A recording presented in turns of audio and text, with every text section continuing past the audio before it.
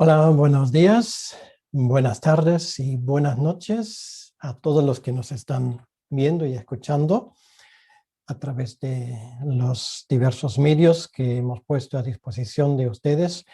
Para mí es un privilegio y un gozo de nuevo poder estar en la intimidad de sus casas en estos momentos para compartir la palabra de Dios, que es lo que todo nos une y que es lo más importante en nuestras vidas, que el Señor nos ha llamado y que el Señor nos ha hablado.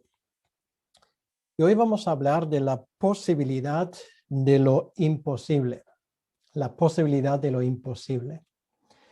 Recuerdo que hace muchos años en la India ocurrió que un gurú tenía la impresión que debería emular lo que hizo Jesucristo en su momento en el mar de Galilea, cruzándolo, andando sobre las aguas.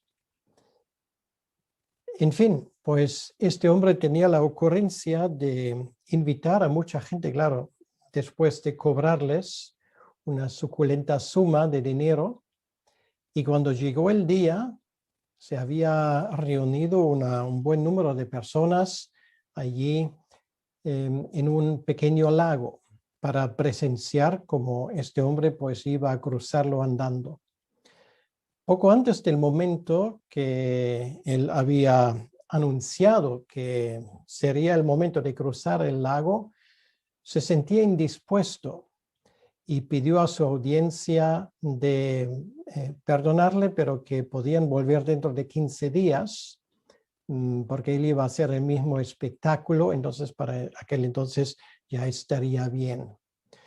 Bueno, el hombre se fue con el dinero y nunca más fue visto. Así que eso en cuanto a aquellos que han intentado sacar un poco de petróleo de esta historia. Obviamente estamos hablando de ese momento cuando Jesucristo anda sobre las aguas en ese lago que es el mar de Galilea que vemos allí detrás de mí. Y lo primero que voy a hacer es leer el texto que nos toca, que es del Evangelio de Marcos, los últimos versículos, quiere decir los versículos del 45 al 56. Marcos capítulo 6, versículo 45 al 56. Y dice lo siguiente. Enseguida hizo a sus discípulos entrar en la barca e ir delante de él a Betsaida, en la otra ribera, entre tanto que él despedía a la multitud. Y después que los hubo despedido, se fue al monte a orar. Y al venir la noche, la barca estaba en medio del mar y él solo en tierra. Pero viéndoles remar con gran fatiga, porque el viento les era contrario, cerca de la cuarta vigilia de la noche, vino a ellos andando sobre el mar y quería adelantárseles. Viéndole ellos andar sobre el mar, pensaron que era un fantasma y gritaron, porque todos le veían y se turbaron. Pero enseguida habló con ellos y les dijo, tened ánimo, yo soy, no teméis. Y subió a ellos en la barca y se calmó el viento. Y ellos se asombraron en gran manera y se maravillaban, porque aún no habían entendido lo de los panes por cuanto estaban endurecidos sus corazones. Terminada la travesía, vinieron a tierra de Genesaret y arribaron a la orilla. Y saliendo ellos de la barca, enseguida la gente le conoció. Y recorriendo toda la tierra de alrededor, comenzaron a traer de todas partes enfermos en lechos, a donde oían que estaba. Y donde quiera que entraba, en aldeas, ciudades o campos, ponían en las calles a los que estaban enfermos y le rogaban que les dejase tocar siquiera el borde de su manto. Y todos los que le tocaban quedaban sanos. Señor, pedimos que tú añadas a la lectura de tu palabra también tu bendición. Te pedimos, Señor, que tú nos ayudes en estos momentos a entender lo que nos quieres decir. Gracias, Señor, te damos por esta historia magnífica que nos enseña algo más de quién tú eres. Y te pedimos que tú nos bendigas en estos momentos y que a través de tu Espíritu Santo nos hables a nuestros corazones y que me ayudes a mí a poder exponer tu palabra con exactitud. Te lo pedimos en tu nombre, Señor. Amén. Pues estamos en el contexto de lo que escuchábamos la última vez. Jesús daba de comer a 5,000 hombres. Bueno, eran más personas, pero el texto de Marcos habla de 5,000 hombres. Seguramente había más mujeres, había más niños. Aquello ocurrió en la parte que justamente vemos ahí atrás, que va hacia los altos del Golán, como lo llamamos hoy en día, y es una zona en aquel entonces más o menos desértica, con poca gente, sin poblaciones grandes, muy a diferencia de la orilla norte oeste del mar de Galilea. Entonces, Jesús, viendo que sus discípulos estaban muy cansados, porque ya estaban cansados antes, porque no hay que olvidar que ellos se fueran allí a esa zona con la intención de descansar. Bueno, de descanso nada. Y ahora vemos realmente algo muy entrañable. El texto nos dice que Jesús personalmente se encarga de despedir a la gente y ya les dice a sus discípulos, bueno, vosotros ya podéis ir cruzando el lago de nuevo. Ocurre algo que los discípulos no entendían, eso de despedirles, porque hay un detalle que Marcos no nos cuenta, pero Juan sí. Porque fue a raíz de ese acontecimiento insólito, cuando Jesús daba pan y pescado a una gran multitud, que la gente tomó una decisión. La decisión no fue seguirle, la decisión fue proclamarle como rey, porque claro, ¿quién podría ser un rey mejor que en vez de cobrar impuestos, incluso regala pan a la gente? Bueno, vamos a escuchar lo que Juan nos cuenta en el contexto de ese acontecimiento. Juan capítulo 6, el versículo 15, dice lo siguiente: pero entendiendo Jesús que iban a venir para apoderarse de él y hacerle rey, volvió a retirarse al monte él solo. Esto fue exactamente en ese contexto. Lo podemos ver cuando leemos el capítulo 6, del 1 al 15 del Evangelio de Juan. Querían apoderarse de él, quiere decir, querían usarle para sus fines. Esto se llama manipulación. Pero Jesús no se deja manipular, no se deja apoderar por nadie. Y aquellos que hacen sus negocios y sus cosas apoderándose del nombre de Jesucristo hasta el día de hoy para hacer sus negocios y sus chanchullos, pues obviamente no pueden contar con el beneplácito de nuestro Señor Jesucristo. Querían coronarle como rey. Y los discípulos deben de haber pensado, porque, bueno, además leemos en el texto que aún ellos no entendían muy bien qué estaba pasando. Y ellos deben de haber pensado, ¿qué oportunidad tenemos? Jesús, pues solamente tiene que mover un dedo o asentar y decir, vale, yo estoy dispuesto a ser vuestro rey, y tendría todo el pueblo a sus pies. Y justamente ahora, justo ahora, él de nuevo les manda fuera. Dice, bueno, vosotros ya iros, yo vendré después.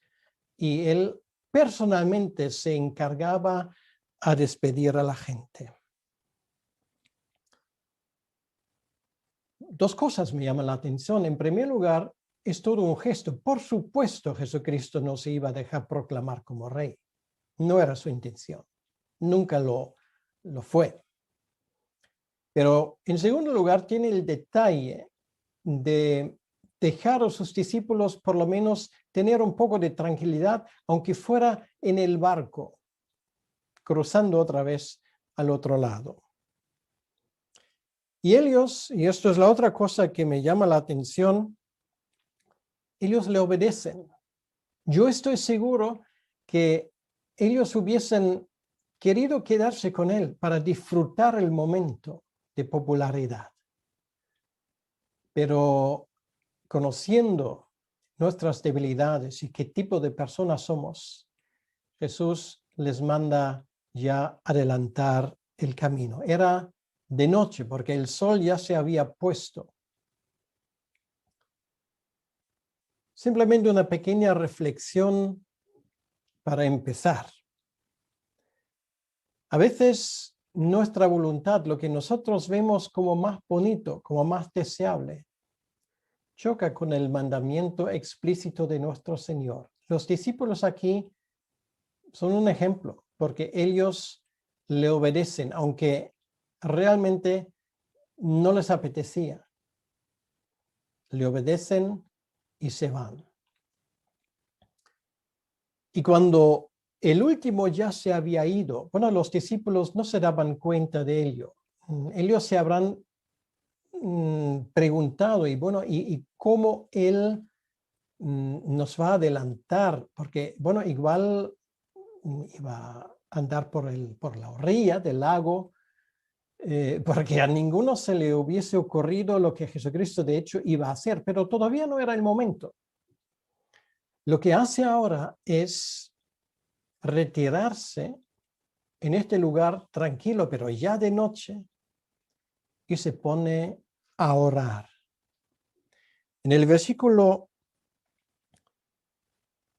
47 dice, perdón, en el versículo 46 dice, y después que los hubo despedido, se fue al monte a orar.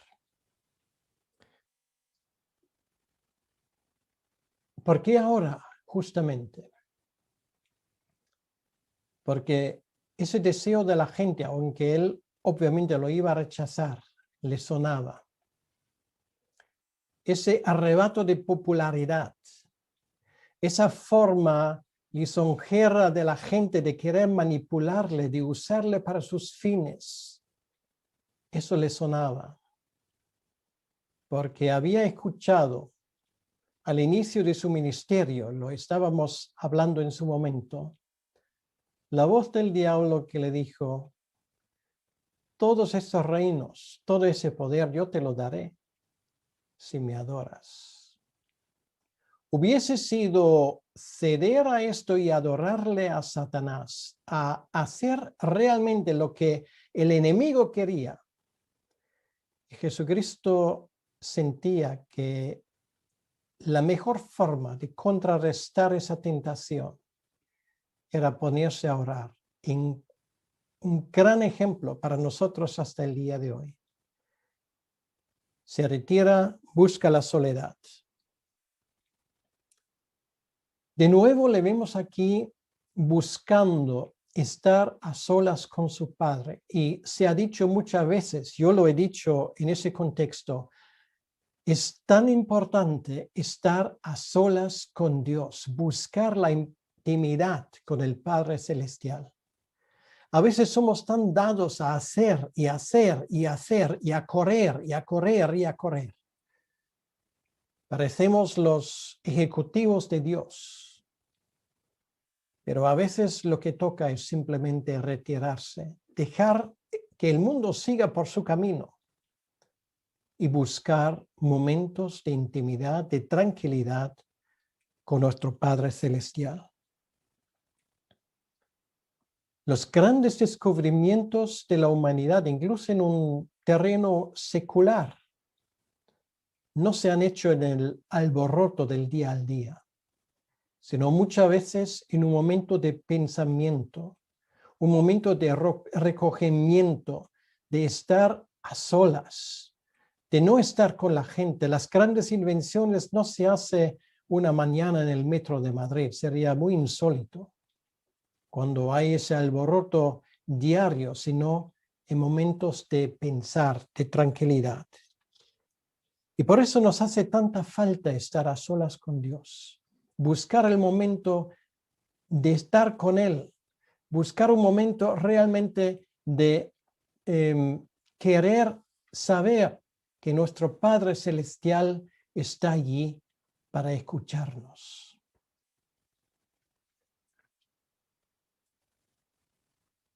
Lo que necesitamos es tranquilidad. Y quiero preguntarte en ese momento, esta semana pasada, ¿has tenido esos momentos de tranquilidad, de estar a solas con Dios?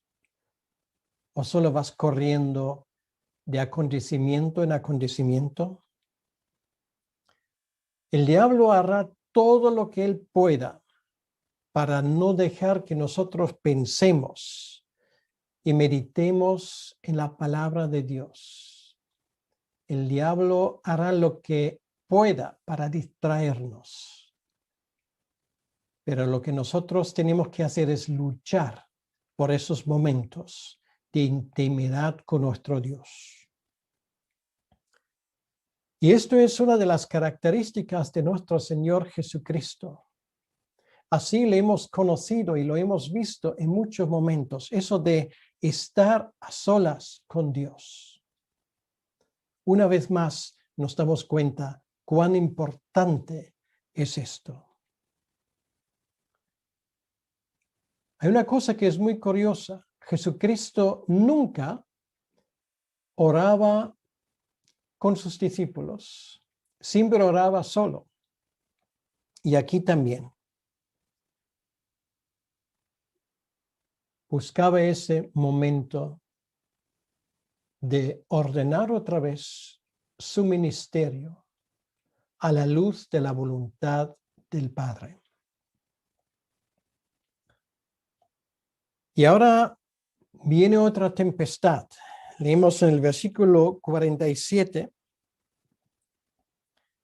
Y al venir la noche, la barca estaba en medio del mar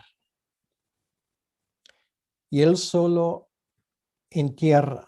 Y viéndoles remar con gran fatiga, porque el viento les era contrario, cerca de la cuarta vigilia de la noche, vino a ellos andando sobre el mar y quería adelantárseles. Sí, es verdad, no era una tempestad tan terrible como la última vez, pero se les habrá cruzado por la mente. ¿Y ahora nos va a pasar lo mismo que en aquel entonces? Pero claro, ahora Jesús no está con nosotros. Y el viento vino en contra. Yo no sé si has, remado, no lo sé, pero tal vez alguno que otro ha ido en bicicleta contra viento. Y esto es una cosa realmente terrible. Si el viento es fuerte, te fuerzas mucho, a menos que tengas un e-bike, como aquellos que se ponen de moda ahora. Pero con una bicicleta normal es terrible. Imagínate remando contra viento y marea, como se suele decir. No es nada bonito. No es algo que nos haga mucha gracia. Y tampoco les hizo gracia a los discípulos. Era entre las 3 de la madrugada y las 6 de la madrugada, posiblemente en el momento cuando estaba más oscuro, lo que aquí llaman la cuarta vigilia. Y estaban agotados, por lo menos los que remaban. Y lo más bonito es, en el versículo 48, Jesús nos dice que los vi remar con gran fatiga. Él, aunque no está con ellos, sabe perfectamente cómo están. Y ahora volvemos al barco. Y de repente uno de ellos levantando la mirada, pues ve allí alguien en el mar. Él inmediatamente diría, bueno, esto no es posible, esto será un espejismo, cualquier cosa, tal vez un, qué sé yo, un animal o una cosa extraña, pero esto se acercaba. Y claro, tenía la figura de una persona. Entonces ellos lo racionalizaban. Si esto es una persona, pues entonces tiene que ser un fantasma, porque no es posible que una persona anda sobre el mar. Esto jamás se había visto. Y claro, el susto que les entraba debe de haber sido monumental. Dice aquí, viéndole ellos andar sobre el mar, pensaron que era un fantasma y gritaron. Bueno, tal vez debería haber contado y leído esto no a plena luz del día o con los focos encendidos, sino a medio oscuras, con solamente una vela encendida, con una música interesante al fondo, para que entremos un poco en el ambiente. Pero imagínate que tú estarías en ese barco, te habría entrado un susto de muerte. Claro, nosotros ahora conocemos la historia. Ellos no conocieron la historia ni su final en aquel entonces. Viéndole ellos andar sobre el mar, dice el versículo 49, pensaron que era un fantasma y gritaron porque todos le veían y se turbaron. Pero enseguida habló con ellos y les dijo, tened ánimo, yo soy, no temáis. Bueno, es muy interesante porque ahora él pone de nuevo su fe a prueba. De hecho, otro evangelista, creo que es Lucas, dice que él quiso adelantarlos, o sea, como si les deja simplemente allí de lado, cruzando el mar más rápido que ellos. Jesús a veces lo hace. Él nos ve, nos escucha nuestras oraciones, pero antes él nos pone a prueba. Por ejemplo, en Juan capítulo 11, versículo 6, en cuanto a la enfermedad de Lázaro, y sabemos que Lázaro luego muere, él se queda 2 días más de donde estaba, o sea, él no se da prisa. Podría haber llegado a tiempo, pero no llegó a tiempo. Y no llegó a tiempo a propósito. O por ejemplo, en Lucas capítulo 24, versículo 28, también iba a pasar a los 2 discípulos camino a Emaús y dice que él hizo como iba más lejos, como el que no quiere la cosa. Y sin embargo luego se queda con ellos. Y esto me hace reflexionar sobre esa forma muy interesante de Jesucristo de no siempre escucharnos a la primera, no en la manera como nosotros nos lo imaginamos. Jesucristo a veces nos deja esperar y lo hace a propósito. No es un Dios que siempre interviene de inmediato. Y a veces Él tarda más tiempo. A veces tenemos que aguantar y esto fortalece nuestra fe. Bueno, los que son padres entre vosotros sabéis que cuando un niño grita no es buena idea ir al primer grito a socorrerle, a ir al socorro del niño, ni cuando es bebé ni cuando es mayor. A veces es bueno esperar un momento para que se aguante un poco y no crea que los padres están ahí para servir a gusto del señorito o de la señorita.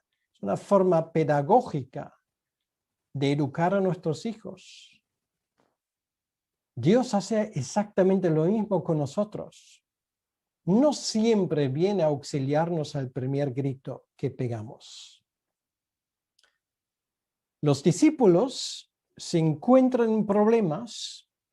Ahora, el viento en contra, un supuesto fantasma que está a su lado, no por haber desobedecido al Señor Jesucristo, sino simplemente por haberle obedecido. Hicieron exactamente lo que él hizo y, sin embargo, otro susto en su vida.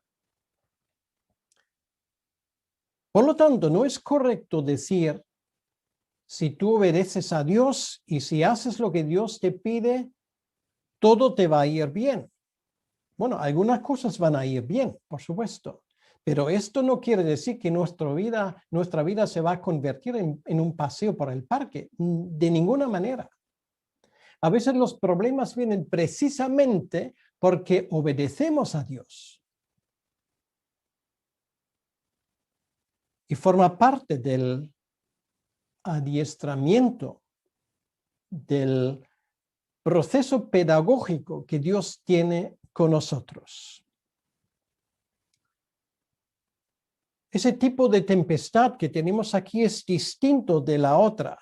No era brusca como la otra, donde había olas grandes y los discípulos pensaban que iba a hundirse en el lago. No, ahora no. Ninguno de ellos pensaban que se iban a hundir, pero tenían ese viento constante en contra. Hacía falta un remar constante y esto es muy, pero muy cansino.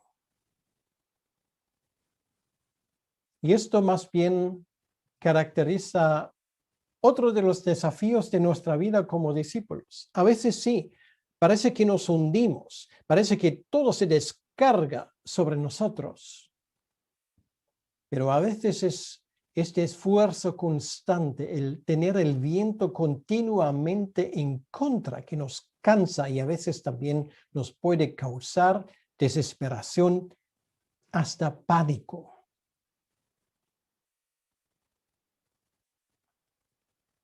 Su llegada, sin embargo, les causa más problemas que su ausencia.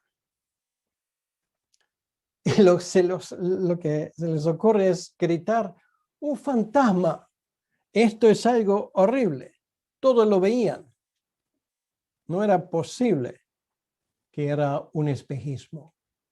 Deberían haberle reconocido, deberían haber recapacitado. Claro, eso solamente puede ser una persona, nuestro Señor Jesucristo. Pero no fue así. El temor, el pánico hace normalmente que nuestro cerebro deja de funcionar correctamente. Por eso el miedo, el pánico, nunca es buen consejero. Y cuando esto ocurre, hacemos cosas muy extrañas, cosas muy irracionales.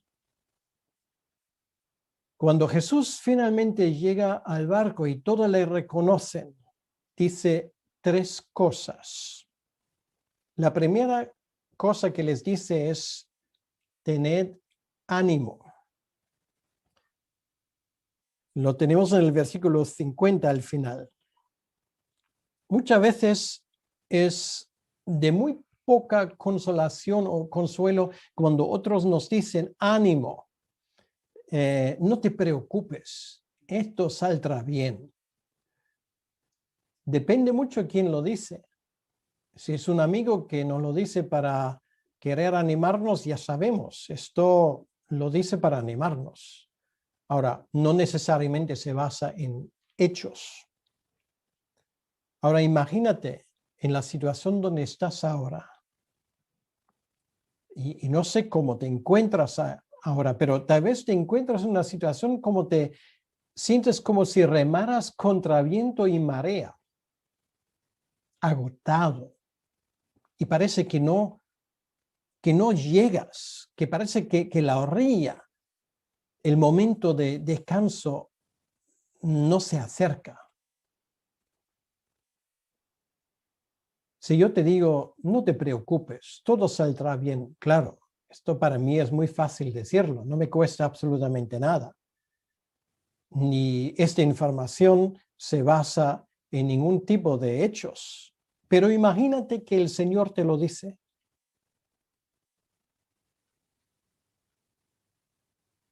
Ten ánimo. ten ánimo. Esto ya es otra cosa. Porque Él que lo dice, ten ánimo, te vio de lejos. Cuando estaba aún en la orilla, te vio remar contra viento y marea. Él vio el esfuerzo que estabas haciendo y que estás haciendo, que te sientes agotado, que te sientes abrumado, incapaz, impotente de desplazarte ni un milímetro. Y sin embargo, Jesús te dice ahora, ten ánimo, tened ánimo. Ahora, si Él lo dice, esto ya es otra cosa. Esto es la diferencia entre un buen amigo y un buen amigo que es Dios. Si el Señor lo dice, tiene buen fundamento porque está basado sobre lo que viene ahora, lo segundo. Tened ánimo, ¿por qué?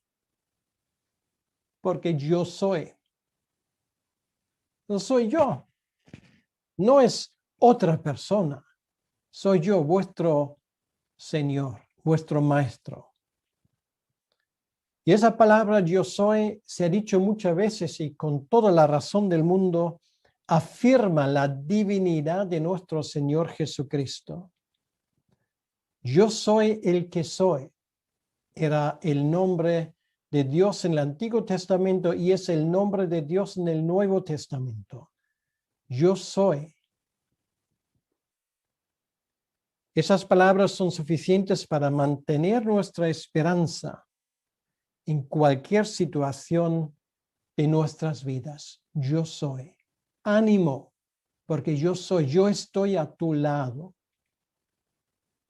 El que ha pensado en ti antes de la fundación del mundo, el que te ama desde tiempos inmemorables, antes de que naciste tú. Yo soy y yo cuido de ti. En la hora más oscura de la noche, se ha dicho, es una hora antes del amanecer y es exactamente lo que ocurre en esa historia, la cuarta vigilia, antes del amanecer, cuando la noche es la noche más oscura, Jesús viene al auxilio. Es en este momento. Yo soy, ánimo, yo soy, y tiene sus raíces, como acabamos de escuchar, en el Antiguo Testamento. En Isaías capítulo 43, puedes subrayarlo en tu Biblia, Dios lo dice muchas veces al pueblo de Israel. Sabemos que es uno de los 4 evangelistas, el evangelista Juan, que construye su evangelio alrededor de los 7 yo soy. Es una forma de decir yo soy Dios. Y hay una cosa que es muy curiosa. Del evangelio de Juan, de ese capítulo 6, sabemos que ese acontecimiento de la alimentación de los 5,000 ocurre justo antes de la Pascua. Ahora, esto es muy interesante, porque la Pascua se celebra en la luna llena. Y es el momento en la Pascua cuando en la liturgia de la Pascua, entre otras cosas, se recuerda, los israelitas recuerdan la salida de Egipto, como Dios les ayudó a salir de Egipto.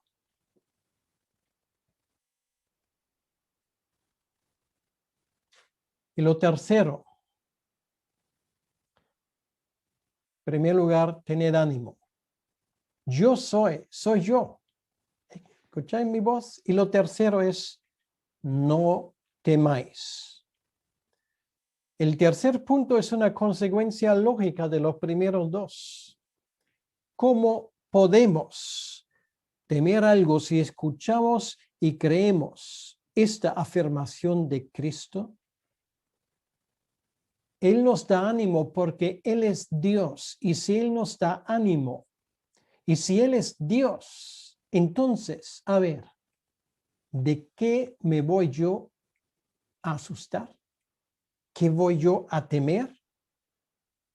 ni cosas altas ni bajas. Bueno, todos conocemos el versículo o los versículos que terminan el capítulo 8 de Romanos. No hay nada ni en lo visible ni en lo invisible que pueda hacer algo en contra de nosotros, porque Dios nos ama y por eso no tememos.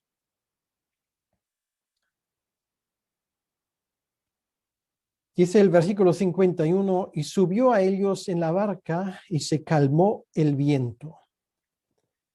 Y ellos se asombraron en gran manera y se maravillaban, porque aún no habían entendido lo de los panes, por cuanto estaban endurecidos sus corazones.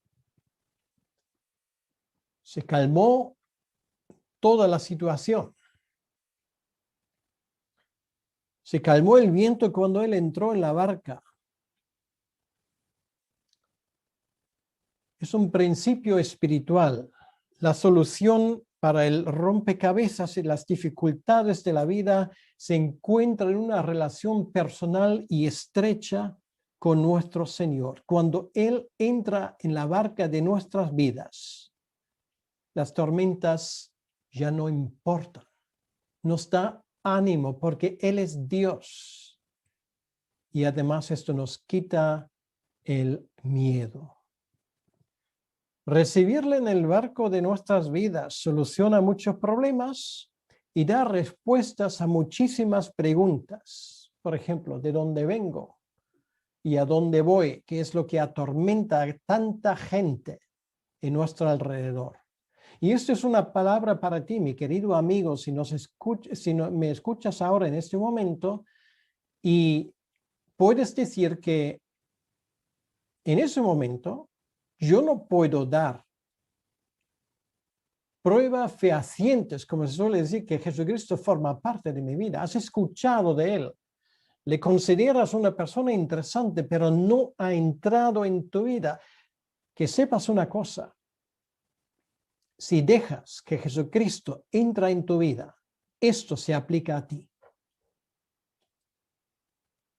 Y si no es así, vas a seguir dando coces contra el aguijón, como el Señor Jesucristo le certificaba a Saúl, que luego se convirtió en Pablo en su momento. Vas a remar contra viento y marea y parece que no llegas a ningún sitio. Te pregunto por eso, ¿has encontrado descanso para tu alma? Jesús dice en Mateo capítulo 11, versículo 28 al 30, esas palabras famosas. Venid a mí todos los que estáis trabajados y cargados, y yo os haré descansar. Llevad mi yugo sobre vosotros y aprended de mí, que soy manso y humilde de corazón. Y hallaréis descanso para vuestras almas, porque mi yugo es fácil y ligera mi carga. Yo te quiero animar a venir.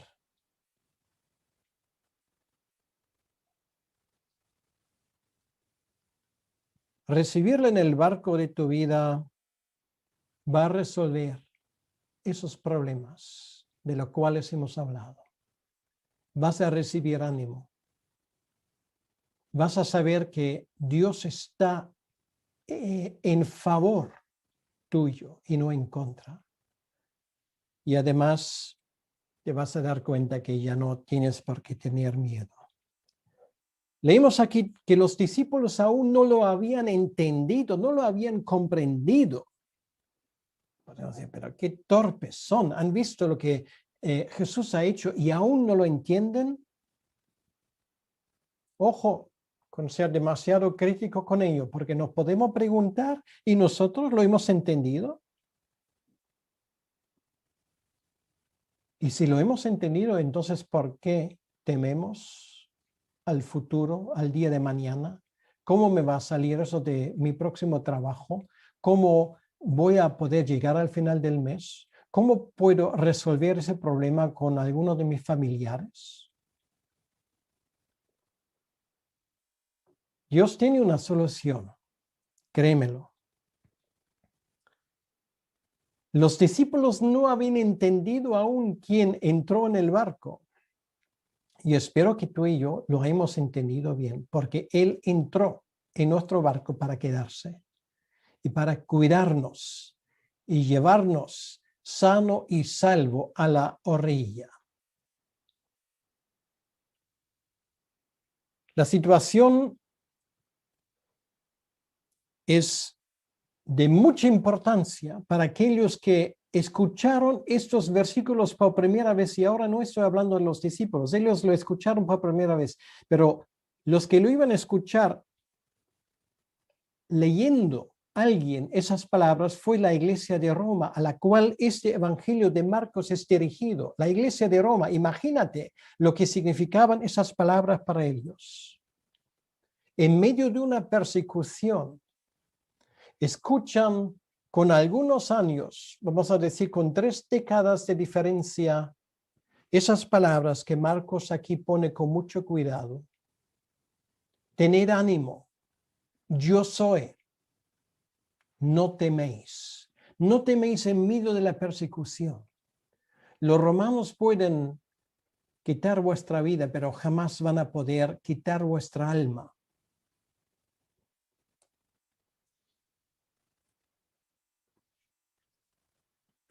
El Evangelio hace aquí un énfasis y es como una radiografía, nos enseña quiénes realmente somos nosotros y qué tipo de fe nos caracteriza.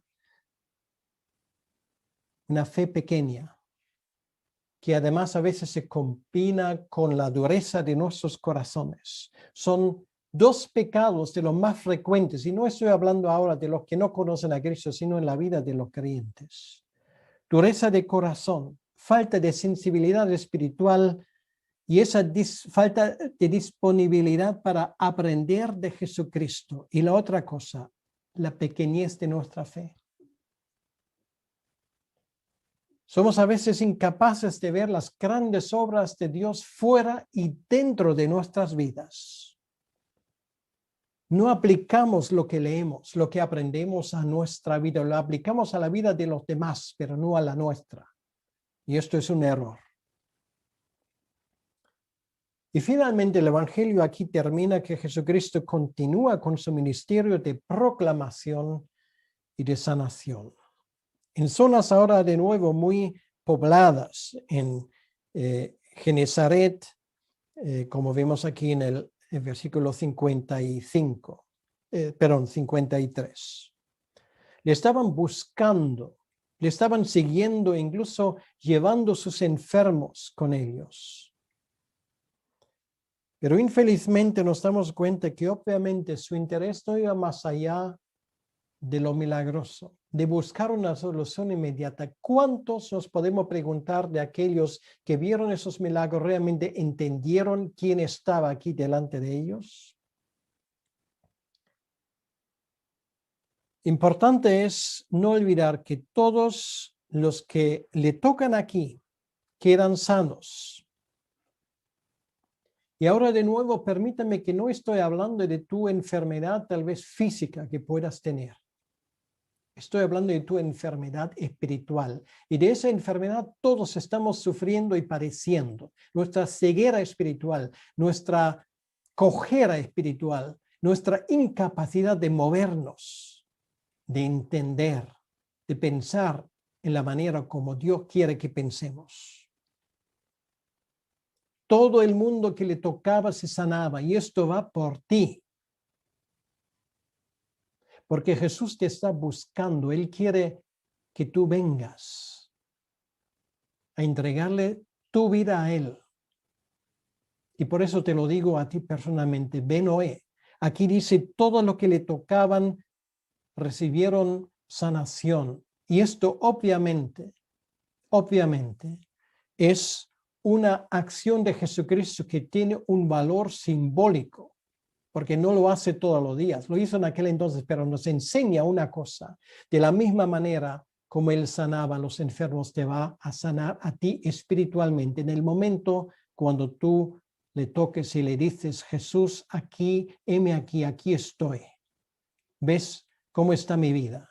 ¿Ves el desastre que tengo? He intentado remar contra viento y marea y ahora no puedo más. Y en ese momento Jesús te va a decir, no te preocupes, he esperado ese momento. Por eso quiero animarte que vengas a Él. Y quiero terminar con un mensaje para aquellos que ya creen, que ya saben que Jesucristo está allí. En las tempestades de la vida, cuando tienes que remar contra viento y marea, no olvides ni por un momento que Jesús te ve. De la misma manera como los discípulos, aunque no estaba Él en el barco, Él los vio de donde Él estaba. Él te ve ahora. Conoce tu situación. Conoce que a veces la noche se te hace muy oscura, pero ahí Él está, siempre mirándote, cuidándote, porque Él te ama profundamente.